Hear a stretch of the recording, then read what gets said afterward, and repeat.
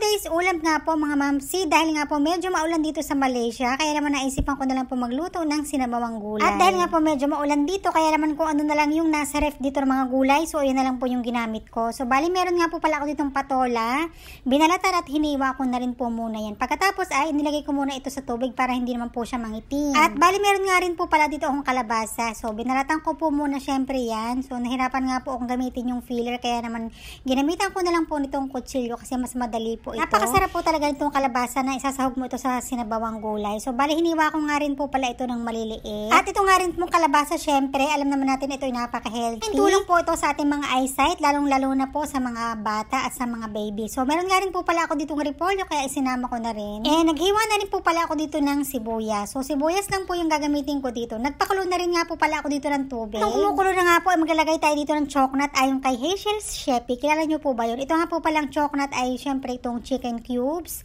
Napakasarap po nitong ilagay sa ating sabaw. So naglagay na rin po pala ako dito ng maliliit na dried na hipon. Isa rin po ito sa magpapalasa sa ating sabaw. So inilagay ko na rin po dito yung mga sibuyas. At ang pinakauna ko nga pong gulay na nilagay dito ay itong kalabasa. Mabilis lang din naman itong maluto itong kalabasa kasi nga po yung pagkakahiwa ko dito ay maninipis lamang. So ito nga po, tinikman ko muna kung luto na ba yung ating kalabasa.